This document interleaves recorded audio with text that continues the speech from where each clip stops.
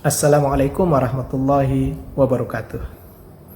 Terkait dengan semakin meluasnya penolakan terhadap Undang-Undang Omnibus Law, terutama dari kalangan buruh dan para pekerja, perlu kami sampaikan bahwa sesungguhnya Undang-Undang Omnibus Law ini tidak saja bermasalah pada sektor ketenaga kerjaan, tapi juga bermasalah pada sektor-sektor lain yang diatur oleh undang-undang ini.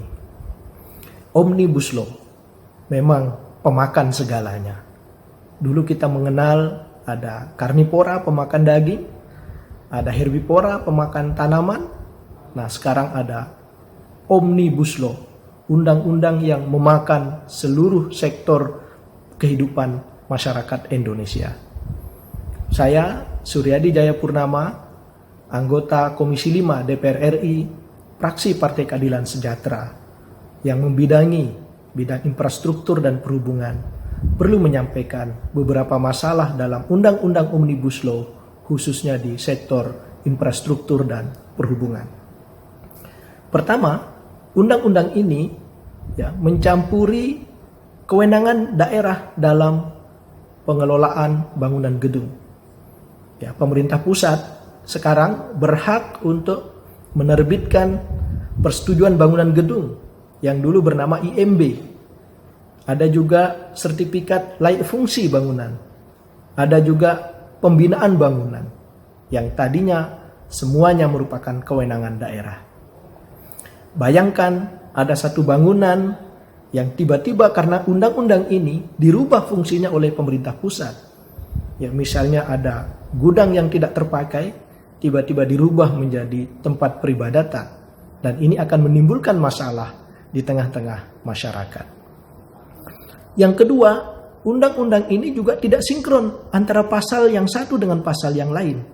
Misalnya dalam pasal 52 tentang pembangunan perumahan. Dalam pasal 52 mengatur tentang Badan Percepatan Pembangunan Perumahan.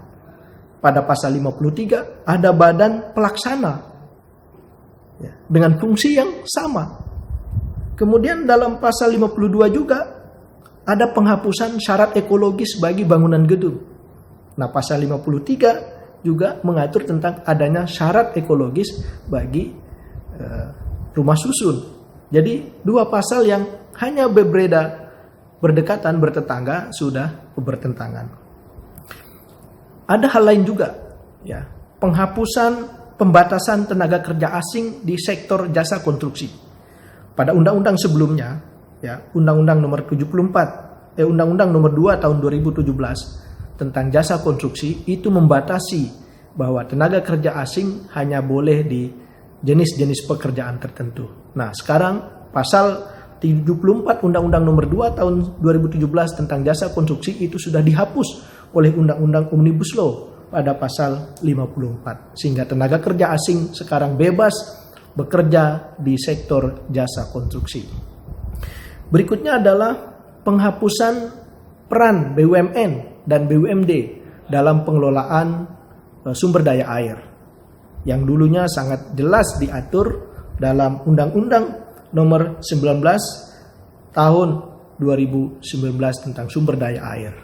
Ini memungkinkan swasta asing juga boleh menguasai air yang ada di daerah-daerah.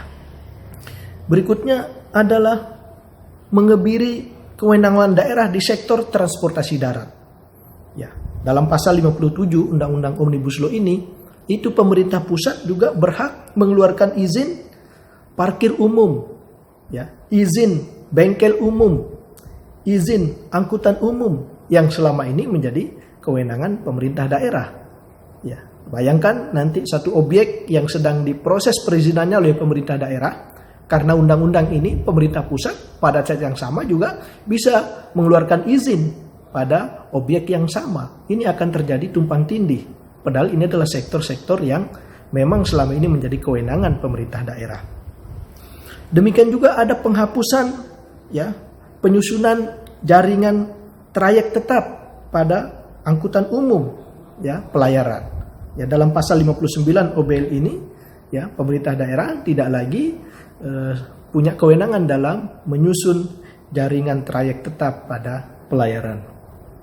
Selain itu ada peran UKM yang mulai dipinggirkan karena pada pasal 59 Undang-Undang Omnibus Law ini bahwa perusahaan nasional bisa menyelenggarakan angkutan perairan, ya walaupun itu skala kecil yang selama ini menjadi wilayah kerja dari para UMKM kita di daerah-daerah.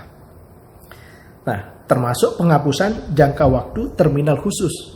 Ya, pada undang-undang sebelumnya, ya pengelolaan terminal khusus di pelabuhan itu ada pembatasan waktu 5 tahun, dievaluasi, bisa diperpanjang atau bisa juga dihentikan. Nah, dalam undang-undang Omnibus Law ini, perusahaan asing ya bisa menyelenggarakan parkir khusus di pelabuhan-pelabuhan strategis kita tanpa ada batasan jangka waktunya. Dan yang krusial juga adalah tidak adanya pembatasan modal asing dalam pengelolaan bandara. Dalam Undang-Undang Nomor 1 Tahun 2009 tentang penerbangan, sebelumnya diatur bahwa modal asing tidak boleh lebih dari 50% dalam pengelolaan bandara. Nah, sekarang Undang-Undang Omnibus Law ini menghilangkan batas minimum, batas maksimum dari modal asing dalam pengelolaan bandara. Bandara adalah tempat-tempat strategis, ya, objek vital pemerintah dan juga aset dari bangsa. Bayangkan kalau bandara internasional, ya mayoritas bahkan seluruhnya sahamnya dimiliki oleh asing, maka tentu akan berpengaruh terhadap keamanan negara, kedaulatan negara. Dan yang terakhir adalah dihilangkannya kewajiban lapor setiap bulan bagi penyelenggara pelabuhan udara. Ya, sehingga ya penerbangan umum, penerbangan udara tidak lagi diwajibkan melapor setiap bulan. Ya tentu saja. Ya, ini akan membahayakan kedaulatan negara. Ya, akan berpeluang terjadinya penyelundupan karena pihak angkutan udara tidak lagi wajib melapor setiap bulan ya aktivitas penerbangan yang mereka lakukan. Nah, itulah beberapa masalah yang ada di Omnibus Law, khususnya di sektor infrastruktur dan transportasi.